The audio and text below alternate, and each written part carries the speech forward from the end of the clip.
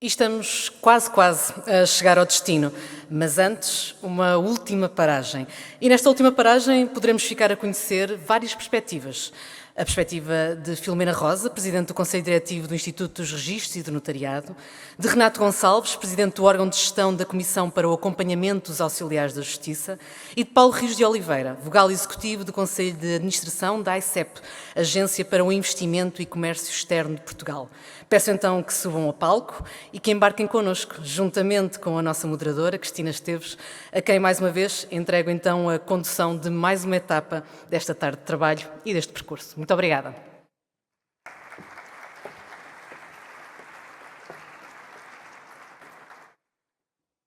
Mais uma vez, muito obrigada.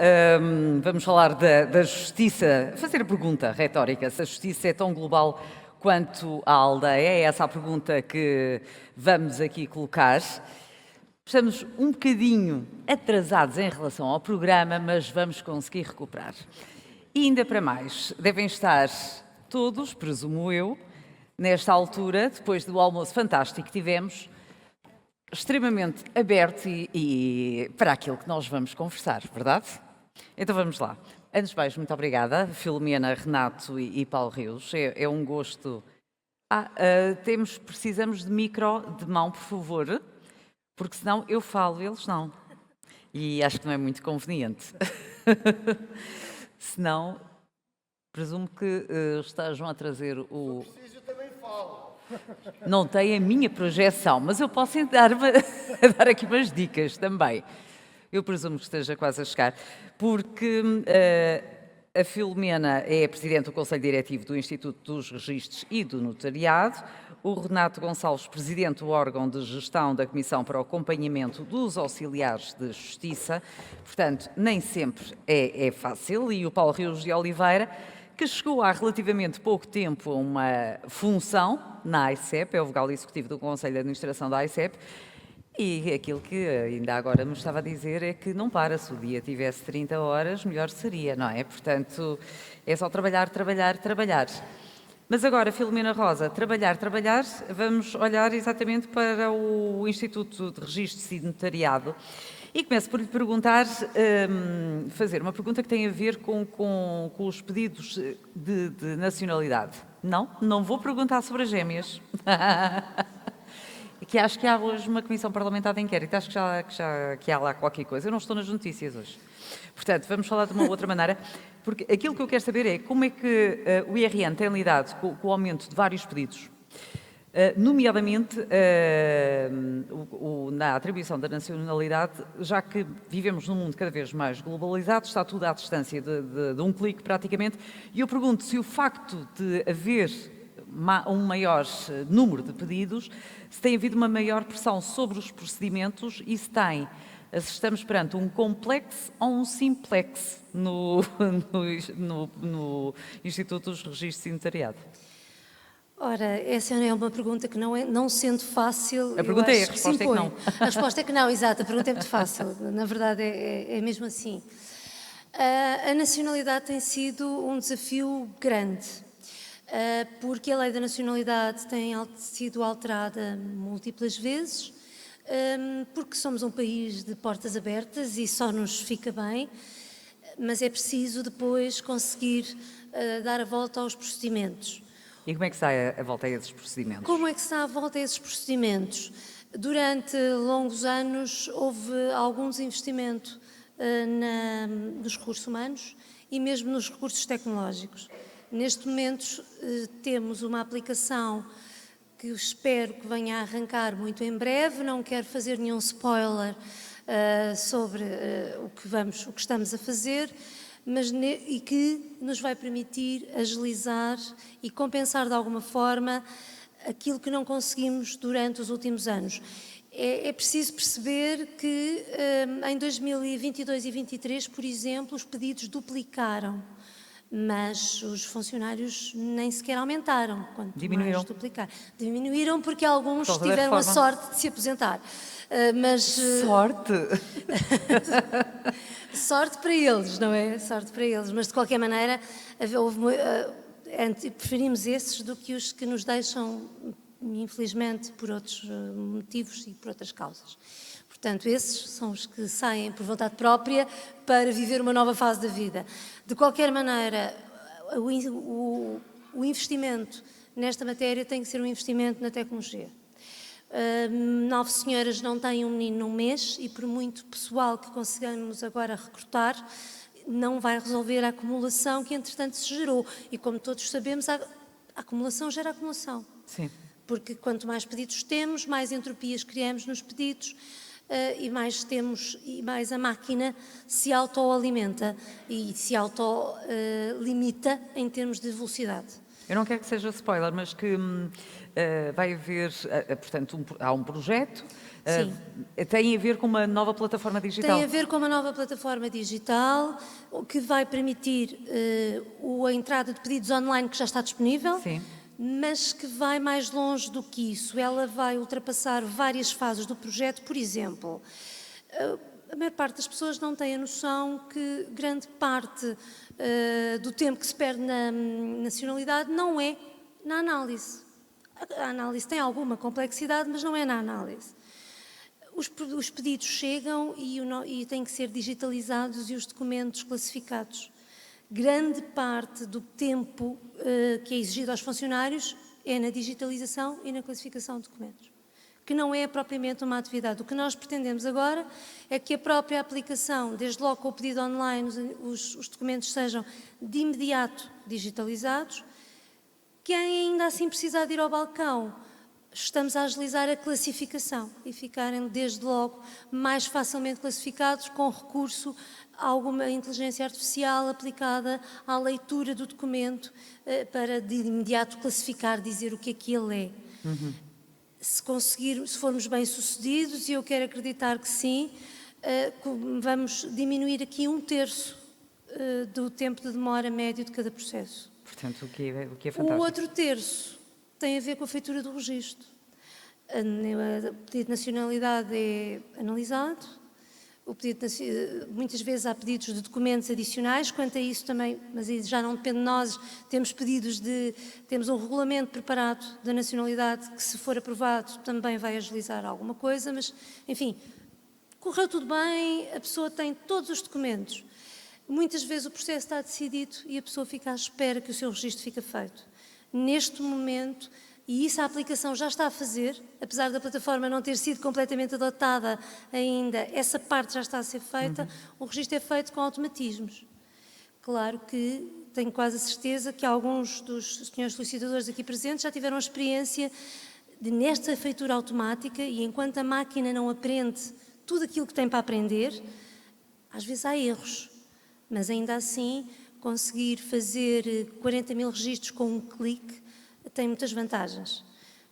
Sabemos que aqui a informação nem sempre chegou às pessoas, muitas vezes ainda não sabiam que o registro já estava feito, mas este é um caminho que, sendo lento, para quem espera, Sim.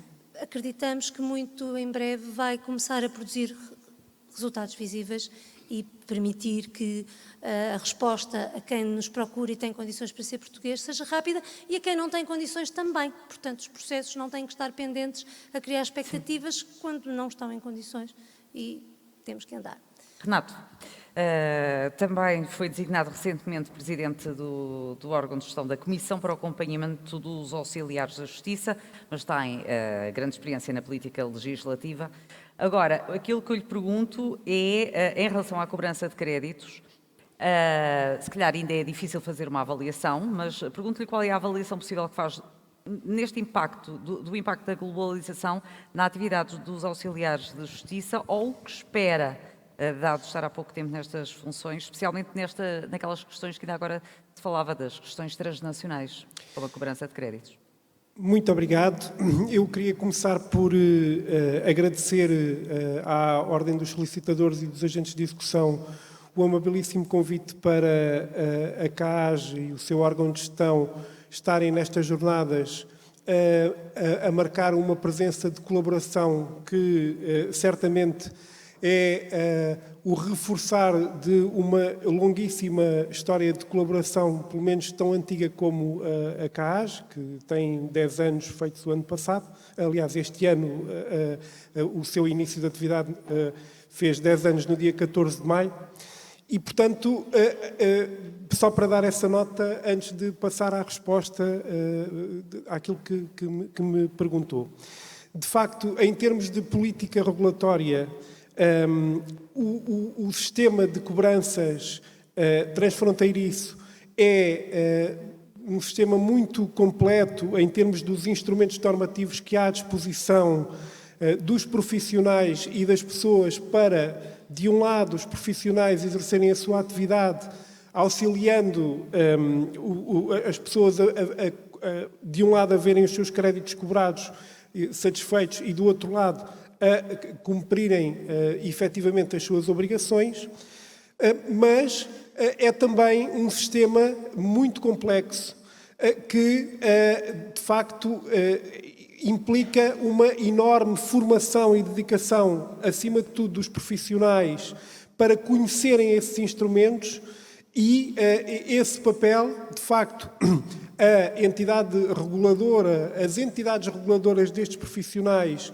de entre as quais se enquadram a OSAI e a CAAS, têm e farão seguramente o seu papel para agilizar, auxiliar na formação dos profissionais, porque é imperioso que, de facto, essa formação seja cada vez mais reforçada. Sim, mas que tipo de formação é que tem feito ou vai fazer para garantir exatamente a preparação dos auxiliares de justiça para lidar com o aumento de casos que envolvem a execução de, por exemplo, de títulos executivos europeus? Não há, infelizmente, esse é um ponto que eu gostava de abordar, é que, de facto, os instrumentos existem,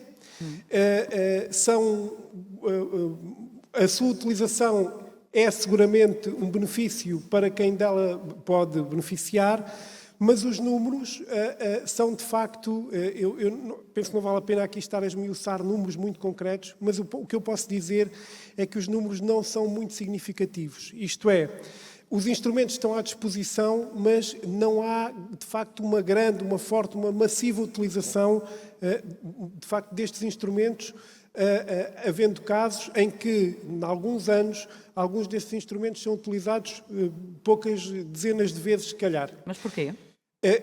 Porque, de facto, de um lado, eu diria que falta muito conhecimento por parte das pessoas, falta divulgação da existência destes instrumentos, o quadro legislativo e mais latamente o quadro legislativo e regulamentar nacional e europeu é complexo, exige conhecimento, e se exige conhecimento com esforço, o que leva à necessidade de formação para os profissionais, o que se dirá das pessoas que, de facto, muitas vezes precisam de recorrer a estes instrumentos.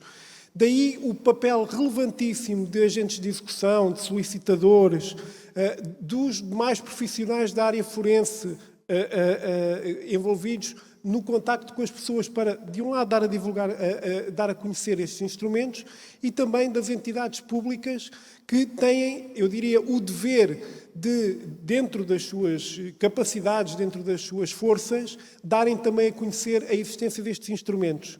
De facto, este é um ponto essencial porque realmente vivemos num mundo globalizado, vivemos num mundo cheio de potencialidades no que tange à existência deste tipo de instrumentos, mas se os instrumentos não são conhecidos, não adianta. O que acontece é aquele velho aforismo. A árvore que caiu no meio da floresta, ninguém a viu cair, se calhar não caiu árvore nenhuma. Então vamos ouvir a ICEP. Olá, Paulo. Boa tarde. Boa tarde. Em relação a esta questão, as empresas, por exemplo, estão pouco familiarizadas com a existência destes instrumentos? E o que é que a ICEP pode fazer aí? Boa tarde. Cumprimento a Cristina, cumprimento os meus colegas de painel e cumprimento a todos, na pessoa do Sr. Bastonário, o meu amigo Paulo Teixeira, agradecendo o convite. Em 30 segundos só dizer, e estava aqui a pensar nisso, a Câmara de Solicitadores foi um vírus que entrou na minha vida em 95 e até hoje não saiu, e eu sempre tive um especial carinho pelas causas e pelas pessoas desta ordem atual e, portanto, sempre que me convidam, só se eu não puder é que eu não venho. Hoje foram menos meus amigos no tema que arranjaram, mas eu vou tentar fazer o melhor possível.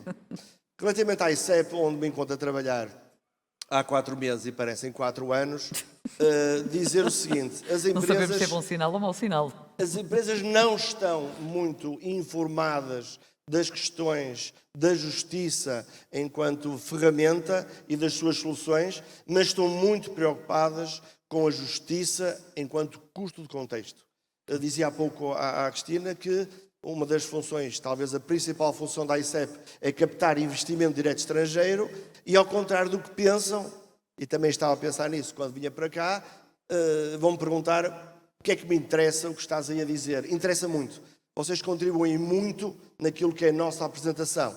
Porque os grupos estrangeiros, quando investem, perguntam várias coisas. E uma das coisas que perguntam, além da segurança, além do regime fiscal, além dos benefícios, também perguntam como é que funciona a justiça. Se podem contar com a justiça. Quanto tempo demora uma cobrança? É efetiva? E as insolvências? Como é que são tramitadas? Portanto, quando nós anunciamos ao investidor estrangeiro quais são os chamados custos de contexto, o que é que ele tem que passar ou medir quando vem para Portugal, a justiça e especialmente a cobrança dos créditos é uma pergunta recorrente. E, portanto, voltando se calhar ao quadrado número 1, para quem pensava o que é que isto tem a ver connosco, agentes de execução tem tudo a ver convosco. Vocês ajudam a melhorar a nossa apresentação perante aqueles que investem e querem investir em Portugal. E em relação ao nosso tecido empresarial português, como é que os ajudam na internacionalização, tendo em conta esta questão? Para as empresas, que é a área em que eu estou mais ligado, para a internacionalização das empresas, obviamente que as empresas portuguesas debatem-se com o mesmo problema, que é os custos de contexto dos mercados para onde vão. A AICEP é, talvez em Portugal, o órgão mais representado no mundo. A AICEP está presente em cerca de 60 países, com delegados ou com equipas, e, portanto, acompanha as empresas portuguesas que se querem internacionalizar.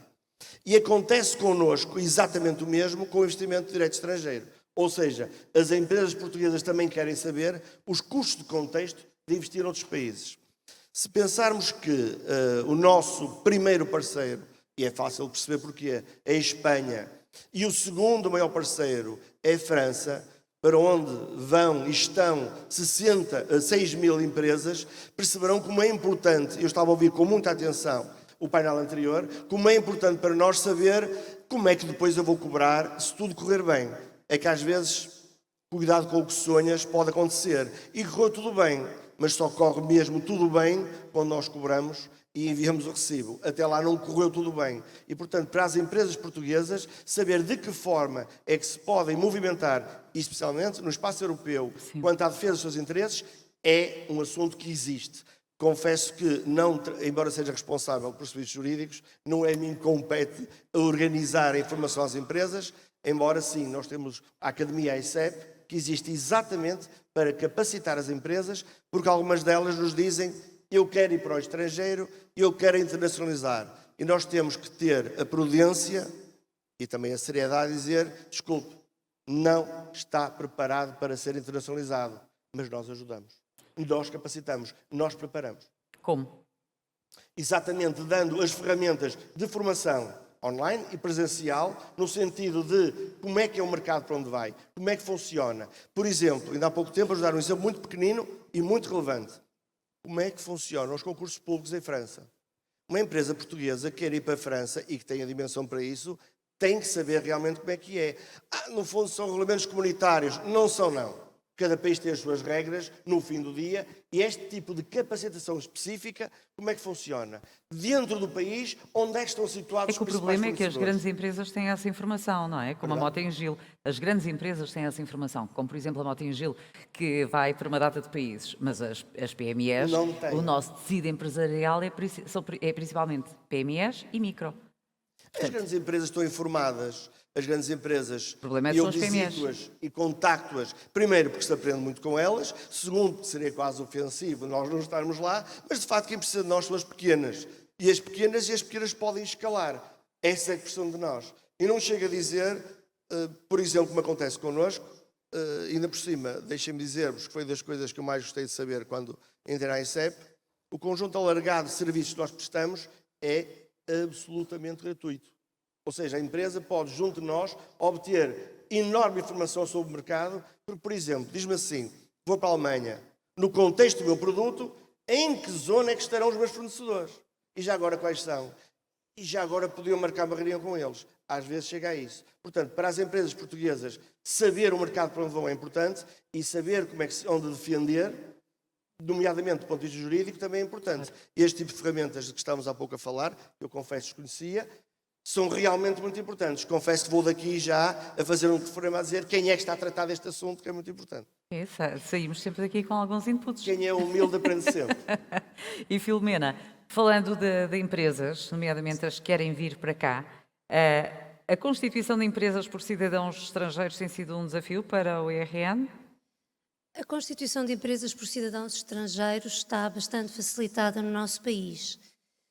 Depende da modalidade que escolherem, mas à partida não existem grandes restrições e ouvimos aqui falar sobre a necessidade que há de ter um NIF, mas a verdade é que se constituem empresas, se for presencialmente, em 30 minutos e online, através da nova empresa 2.0, também de forma muito facilitada, inclusive usando a identificação do EIDAS, portanto a identificação europeia e não uma identificação nacional.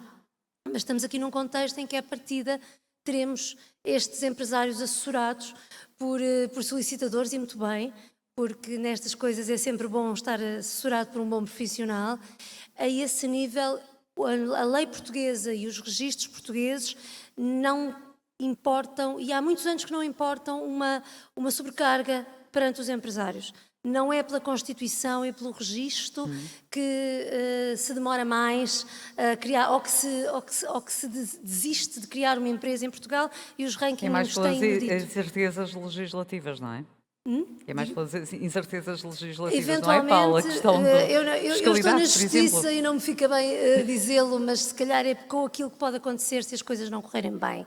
Porque em termos de Constituição, a Constituição é relativamente simples. Aliás, o registro existe um bocadinho... E há o tal balcão único também, não é? Também existe o balcão único, empresa na hora, existe o balcão único Company In, que foi criado, pensar um bocadinho em quem precisa de falar em inglês e precisa de constituir uma empresa na hora e, portanto, no fundo é uma empresa na hora em inglês e por isso o nome, inglês e francês. Por acaso em Lisboa temos uma funcionária que também consegue fazê-lo em francês. Mas essas barreiras da língua, num futuro muito próximo, contamos ultrapassá-las também com tradutores automáticos que vamos ter à disposição. Os registros contribuem para a aldeia global porque muitas vezes esquecemos para que é que existem, para que é que a gente publicita uma empresa quando a constitui. É para que todos os players no mercado tenham a mesma informação, é para reduzir as assimetrias informativas que podem... Numa aldeia global, nós não nos conhecemos. Na aldeia verdadeira, nós conhecíamos o nosso vizinho. Sabíamos se ele tinha ou não tinha dinheiro para negociar connosco e para nos pagar a encomenda que nos fez. Na aldeia global não sabemos. E, portanto, o registro e a informação que consta do registro contribui muito para essa divulgação. É por isso que estamos a desenvolver a ficha da empresa, a página da empresa, onde temos já muita informação, para, em conjunto com outras entidades, inclusive com a ICEP, de fornecer mais informação para quem se quer internacionalizar, por exemplo, mas não só, para que essas assimetrias informativas sejam mesmo insignificantes e que as pessoas possam negociar com aquilo que conhecem. Nós temos informação, por exemplo, sobre os balanços na prestação de contas. Já existe uma certidão que se pode obter, mas neste momento estamos a ponderar que outras formas de fornecer esta informação sobre a vida económica das empresas é que nós temos para quem quer com elas negociar e para gerar a confiança no exterior e no interior do país entre empresas para negociarem umas com as outras e contribuir assim para a atividade económica.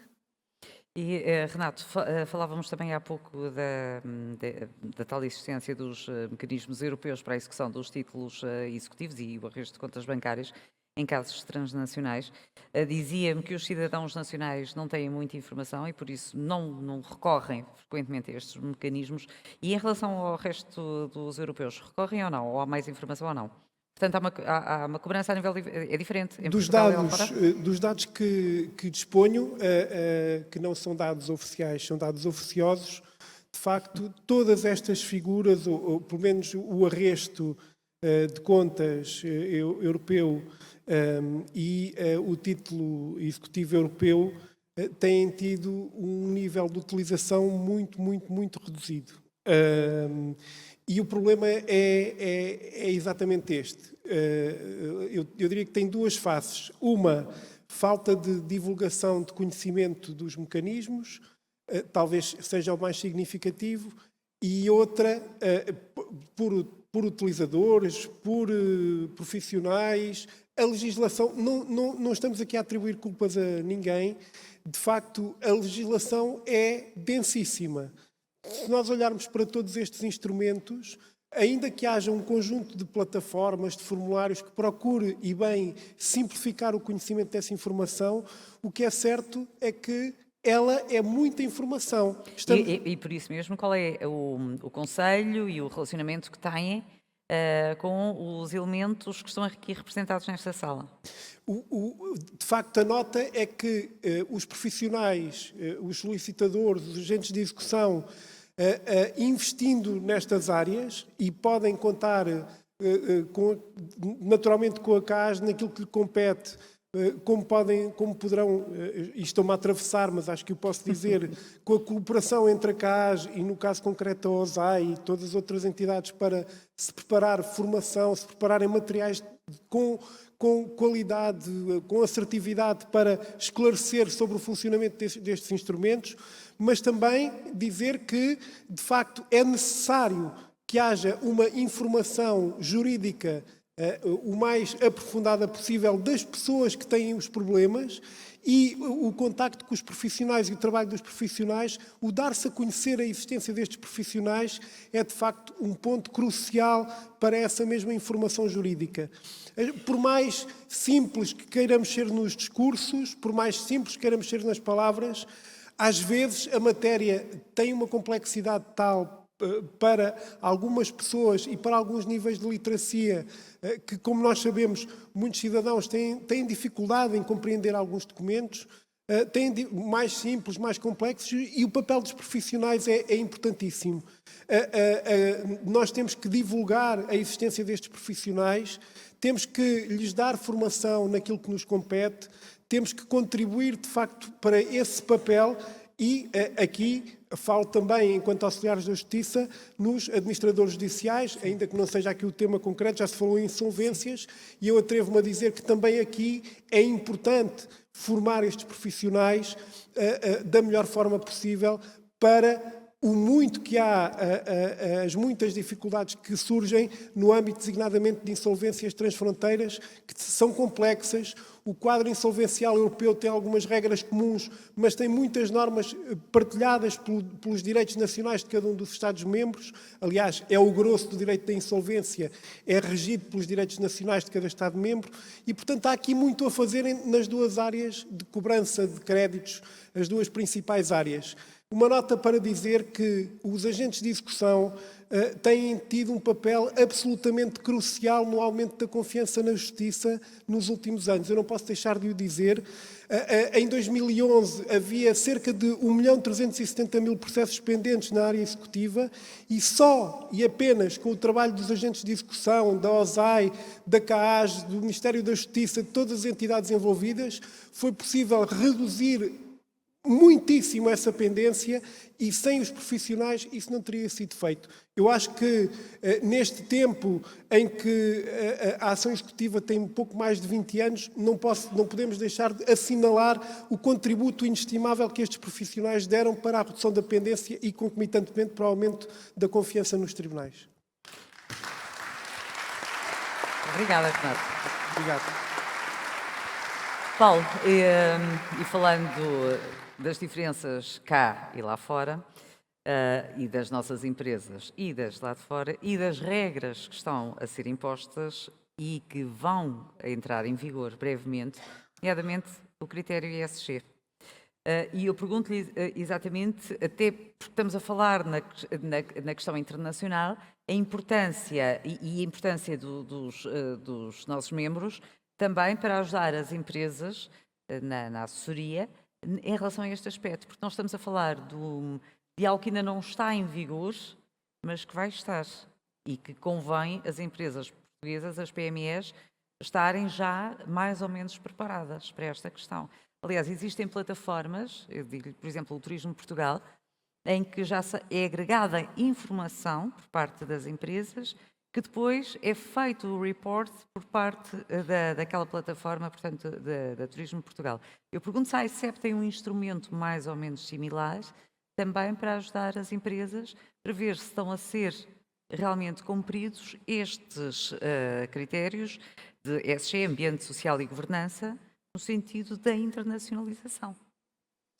Sim, como nós sabemos, de vez em quando aparecem uns palavrões na nossa linguagem económica que são coisas de moda, mas esta parece que não é. Isto não é moda. Esta questão é uma questão mesmo importante, veio para ficar e cada vez está mais presente e vai estar mais presente no trabalho das empresas. E vai estar mais presente por todos os motivos. Primeiro, na avaliação da sua relação com a banca, começa logo. Na avaliação dos seus parceiros, na avaliação dos próprios projetos comunitários e dos fundos comunitários.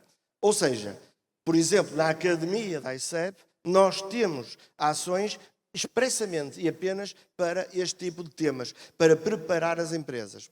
E isto vai acontecer depressa. Porquê? Na minha convicção, agora uma opinião muito pessoal, a certa altura eu acho que a Europa percebeu que ou colocava aqui certo tipo de exigências a vários níveis, que impunha a todos, ou então as empresas europeias concorriam sendo de forma desleal perante países que não cumpriam nada, a começar pelo ambiente, a começar também pela responsabilidade social. Isto está a começar pelas grandes empresas e obrigá-las a cumprir um conjunto de critérios. O que é que vai acontecer? O que vai acontecer é que as grandes empresas vão impor aos seus fornecedores critério igual. E os fornecedores por aí abaixo até ao fim da cadeia. Ou seja, isto vai começar nas grandes, está a começar nas grandes, já começa a haver relatórios de sustentabilidade. Isto começa a impactar no próprio rating das empresas e na avaliação do risco das empresas e, portanto, as questões da sustentabilidade, do ambiente e da governança, como eles dizem, são questões que vêm para ficar. Estas sim, admito, com toda a franqueza do mundo, que não impactem muito naquilo que é o vosso dia-a-dia, ao contrário das outras, mas eu sugeria, se é que posso sugerir alguma coisa, comecem a ler alguma coisa sobre isto, porque vai começar a ser um tema muito recorrente. E o cliente está a fazer um projeto de investimento e vai precisar disto, e vai falar com o banco, e o banco vai exigir isto. E, portanto, mesmo para quem não gosta, e se não for mais nada, porque é um tema muito atual, nós temos que estar dentro dele, porque as empresas portuguesas lá fora concorrem em ambientes onde isto é real. E na Europa vai ser cada vez mais. E no crédito bancário essa questão acaba por agilizar até a atribuição do crédito. Ou para afastar logo. Repara, É mais rápido. Há fundos criados que só investem em certo tipo de empresas. Há fundos criados que não investem em empresas, por exemplo, ligadas a certo tipo de combustíveis. Há empresas só questões sociais e a própria banca mede o rating, mede o risco das empresas também em função deste tipo de relatórios. Portanto, nem que seja, ou nem quiséssemos que fosse uma questão filosófica, ou de comportamento, ou de responsabilidade social, no fim do dia é uma questão económica. No fim do dia estamos a falar de dinheiro, no fim do dia estamos a falar de sustentabilidade. E, portanto, isto para as empresas é uma questão e vai ser cada vez mais. E em relação à bazuca europeia, há algum apoio nesse sentido ou não? Os fundos comunitários, a bazuca europeia, conforme dizia há pouco, Cristina, preocupa-me muito esta questão do prazo. Esta questão do prazo está a fazer com que nós, isto é uma opinião minha, só a mim responsabiliza, nós estamos a avaliar muito depressa os projetos para rapidamente disponibilizar o dinheiro e a seguir vêm as auditorias e vem o rigor na avaliação. E nessa altura vamos ter problemas. Isso, confesso que me preocupa. O que é que vai acontecer? Por outro lado, na avaliação dos projetos, Portugal é um país já com uma larguíssima experiência em fundos comunitários e na construção de projetos. E, portanto, a forma como eles são montados do ponto de vista de exigência, cada vez mais empurra as empresas a não finjas que é. Tem que ser mesmo. Os rácios, os valores, os objetivos têm que ser mesmo.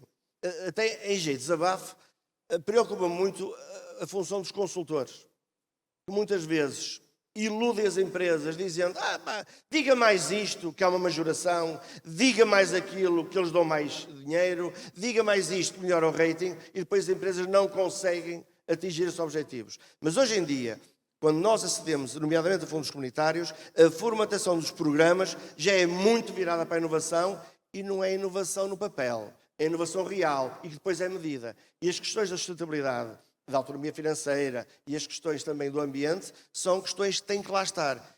E têm que lá estar e ser cumpridas, sob pena de acabarmos ou a ser chamado de projeto ou a ter que devolver o dinheiro, o que é péssimo. Imaginem para a ICEP, que está para ajudar, ter que ser a portadora a tomar notícia. Portanto, o papel aqui dos associados da OSAI também é importante, porque estão com empresas, podem chamar a atenção para várias situações, não é? Sejam exigentes, peçam que eles sejam exigentes, porque é melhor ser exigente à partida e depois ser um pouco apanhado. Isto nunca ninguém me falou e agora de repente há uma expressão. Fica fora de pé. Há uma expressão do Warren Buffett, aquele milionário, que eu gosto muito, é que ele diz que é quando a maré vaza que se vê quem é que está a nadar sem calções. E, portanto, convém mesmo preparar para termos de exigência, porque a facilidade de agora não vai ser a facilidade da auditoria. Vou dar-vos 1 minuto a cada um agora para uma nota final, começando pela Filomena. E eu aproveito a minha nota final para agradecer o convite para estar aqui, que não usei na nota inicial, mas a nossa proximidade com os solicitadores é muito grande. Trabalhamos juntos, os registros existem porque há profissionais que com eles colaboram e que os usam e que são um veículo muito importante da difusão da informação junto das pessoas. Não é fácil lidar com o ordenamento jurídico de um país, às vezes nem para os juristas é fácil, mas para os cidadãos comuns muito mais. E cada vez mais estas parcerias e estas sinergias que se podem gerar entre as várias profissões jurídicas podem ter ganhos muito grandes no futuro e para as pessoas e para os cidadãos e para as empresas. Por isso é sempre bom estar aqui e falar-vos de coisas que têm corrido menos bem, que esperamos que corram melhor, e de coisas que têm corrido francamente bastante bem, mas abrir-vos a porta para fazermos coisas em conjunto. Tivemos aí uma plataforma de atos à distância que foi um piloto em que concluímos por algumas questões que estavam menos bem. E vai avançar ou não? Mas eu gostaria muito de lançar daqui o repto para já aos solicitadores, mas outros que venham são também bem-vindos, para concretizarmos este plano, porque a plataforma existe. E é a questão jurídica e são as questões jurídicas que temos que ultrapassar. Mas era para facilitar e não facilitava. Não estava a facilitar porque o regime jurídico foi feito com uma pressão muito grande, que foi a pandemia. Acabou por ser aprovado mais tarde e por isso as pessoas não percebem bem a relação, mas porque houve muitas cautelas. Praticar atos à distância é algo que ainda nos assusta muito. E se está alguém debaixo da mesa a coagir a pessoa que está ao computador, bem... Mas quando as pessoas iam aos escritórios, às conservatórias, ao escritório do solicitador, nós também não sabemos se não têm os filhos raptados por um malfeitor e se não estão em coação moral. Portanto, tem que haver salvaguardas. Tem que haver salvaguardas, elas existem. O que nós gostaríamos muito era de aperfeiçoar um regime que é bom e noutras matérias também, para continuarmos na crista da onda europeia. Eu acho que às vezes diminuímos em muitas coisas, mas nestas matérias de registro, digo com, enfim, modéstia à parte, e com a colaboração muito importante dos solicitadores, acho que estamos muito bem e podemos estar no pelotão da frente. Muito bem, Renato.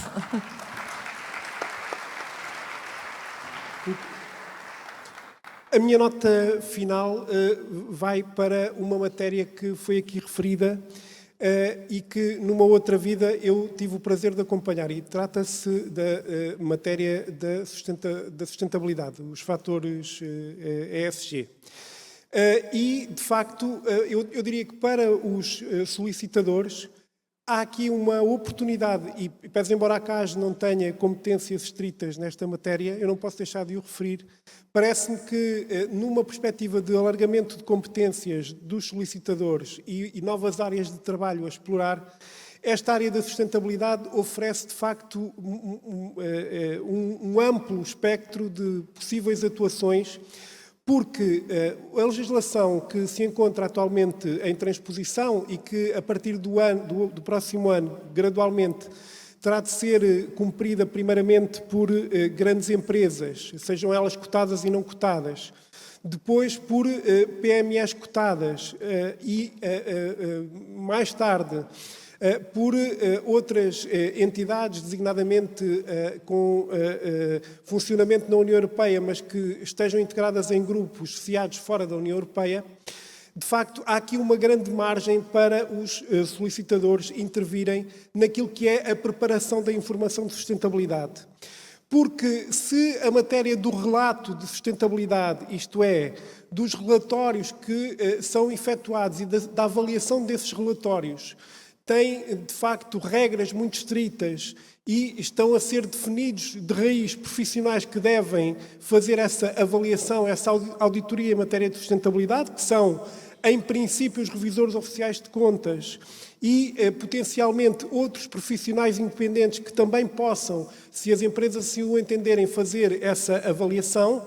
O facto é que não há ainda regras claras sobre quem deve ajudar, auxiliar na preparação da informação de relato de sustentabilidade. E aqui está a oportunidade. Aqui está a oportunidade de negócio. Eu não posso deixar de o referir, de negócio, porque é bom para todos. E para isso é necessário, de facto, que os profissionais se apetrechem do conhecimento necessário para isto, porque é uma área muito densa, muito complexa, que exige estudo, mas seguramente trará também oportunidades, como tudo aquilo que exige alguma dificuldade, depois traz também oportunidade. Muito obrigado. Traz benefícios. Paulo, uma nota final muito breve. Uma nota final muito breve. Vamos dizer também de forma muito breve o seguinte. Esta ordem nasceu de uma batalha grande. Não foi fácil, teve toda a gente contra ela, e eu estava lá. No princípio do princípio. Vocês são uns heróis desde 2003, 2004, 2005 e trouxeram até aqui uma profissão que não existia e que era combatida por toda a gente. Obtiveram por mérito próprio o vosso espaço, que é um espaço de prestígio e que ajuda a nossa economia. Se há uma sugestão que vos dou é mantenham esse rumo, mas olhem que isto não está tudo feito. É preciso continuar a juntar ao prestígio que já tem lá fora, continuar a combater para que o poder político e não só reconheça e valorize a vossa profissão, porque a nossa economia precisa de vocês, porque cobrar mesmo é o mais importante. Obrigado. Até pela questão prática, não é? São muito práticos. Meus senhores, muito obrigada. Obrigada, boa tarde, obrigada. Ana, agora a palavra é tua.